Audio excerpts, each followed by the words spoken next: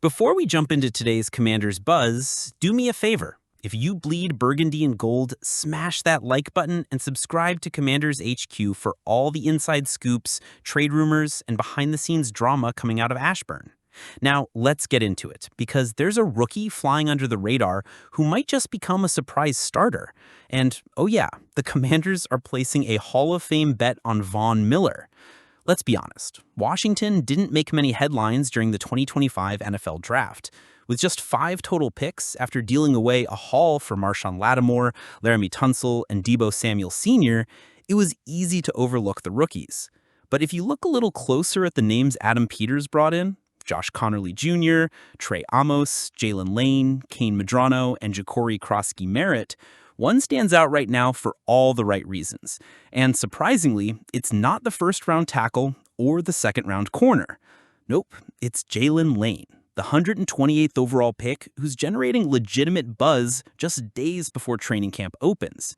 With Terry McLaurin still holding out, Deebo settling into his new WR1 role, and injuries shaking up the depth chart, Lane's path to real snaps has opened wide. It's a golden opportunity, and the coaching staff knows it. Jalen Lane isn't your average day 3 receiver. The kid's got juice, explosiveness, swagger, and more importantly, versatility. In college, he lined up all over the field, out wide, in the slot, even in the backfield. He also returned punts and kicks, which gives him a fast track to game day reps. In Cliff Kingsbury's offense, that kind of skill set is a dream. Insiders have been raving about his burst, his ability to create separation, and his mental toughness, traits that translate well for a rookie adjusting to the pros. In an offense that's expected to feature heavy motion, RPOs, and quick reads, Lane could carve out a hybrid slot gadget role early in the season. But let's talk timing.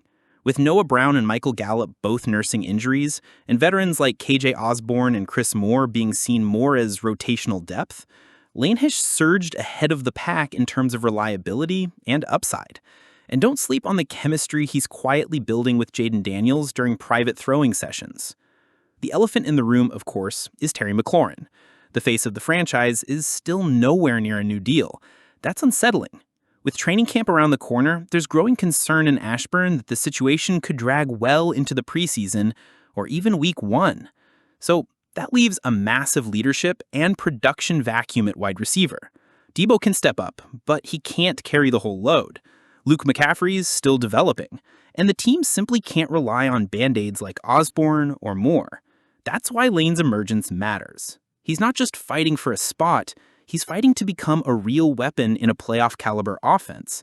And if McLaurin's situation doesn't resolve soon, Lane could be lining up opposite Deebo sooner than anyone expected. Let's not get it twisted. Lane still has plenty to prove, but every year there's a rookie who breaks out of the shadows during training camp. All the signs are pointing to Lane being that guy in 2025. He's got the local chip on his shoulder, the physical tools to contribute right away, and a coaching staff that's dying to find explosive playmakers to complement Jaden Daniels' dynamic arm and legs. And don't forget, Kingsbury loves scheming up space touches for guys like Lane. Think bubble screens, jet sweeps, quick slants. If Lane shines on special teams and makes plays in preseason, fans will be chanting his name before the leaves even turn. So if you're not already on the Lane hype train, you better grab a seat while you can. This thing is about to leave the station. Now, let's shift gears to the defensive side of the ball, because wow, the Commanders just made a bet that could make or break their front 7 in 2025. Washington inked 36-year-old Von Miller to a 1-year deal worth $6.1 million with incentives that could push it to $10.5 million. If Miller cashes in the full amount, he'll be the first defensive player in NFL history to top $200 million in career earnings. That's historic, but also risky. Miller's coming off 2 years injury-riddled in Buffalo. He played just 25 games over 2 seasons and didn't start a single one. He looked like a shell of himself at times.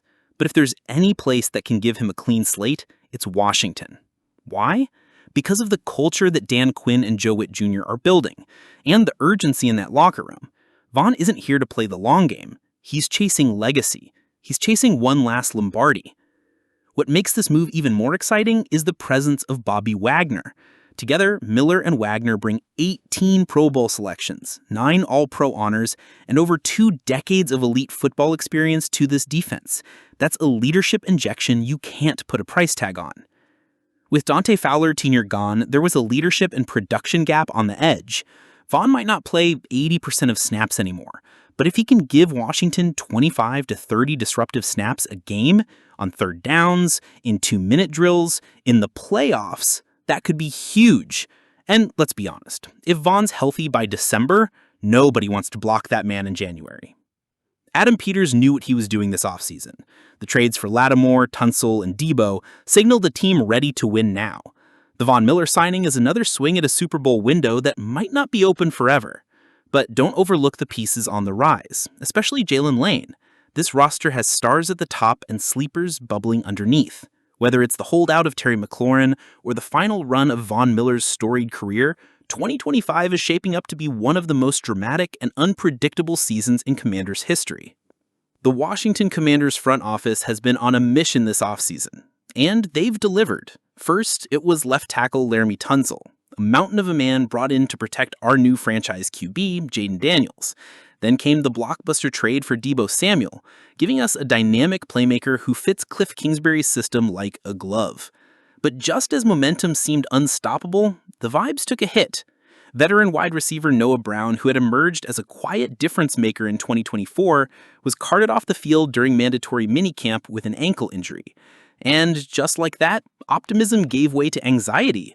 Was it another major setback? Would the Commanders lose one of Jaden Daniels' most trusted targets before the real work even began? Well, here's the good news. It's not serious. After that scary scene on the practice field, early reports suggested it might just be a sprain. But now we've got proof that should put all doubts to rest.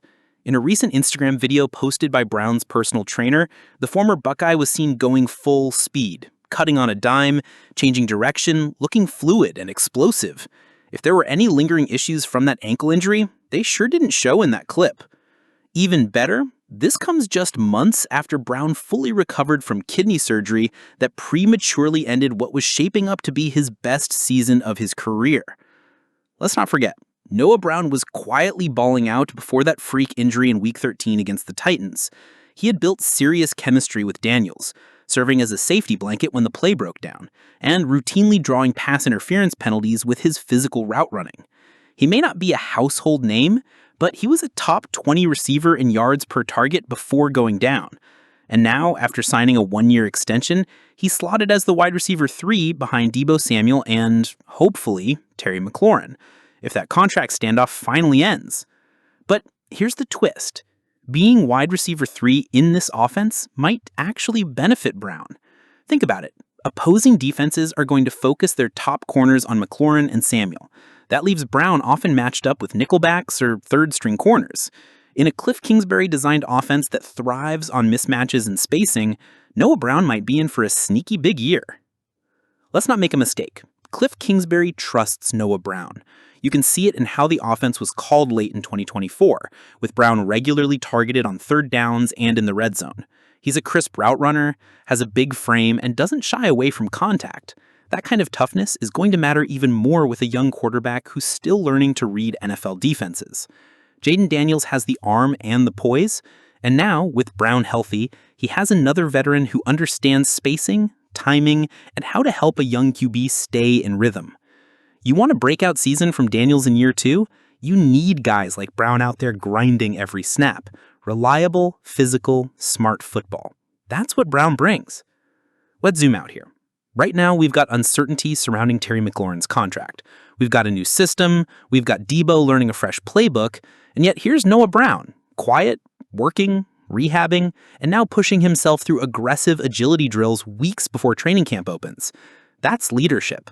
And while Brown won't be the flashiest name in this wide receiver room, he might just be the glue guy that keeps it all together.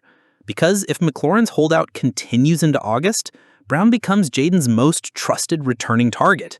And if Terry returns, all the better, because now Brown gets the matchups he can win week in and week out. This injury scare could have derailed his offseason. Instead, it might have lit a fire. Now, I want to hear from you. Will Jalen Lane surprise the league this season? Does Von Miller still have gas in the tank for one last Super Bowl run? Drop your takes in the comments, hit that like button, and don't forget to subscribe to Commanders HQ for all the nonstop updates straight from Ashburn. Training camp is almost here, and it's about to get real. Hail to the Commanders.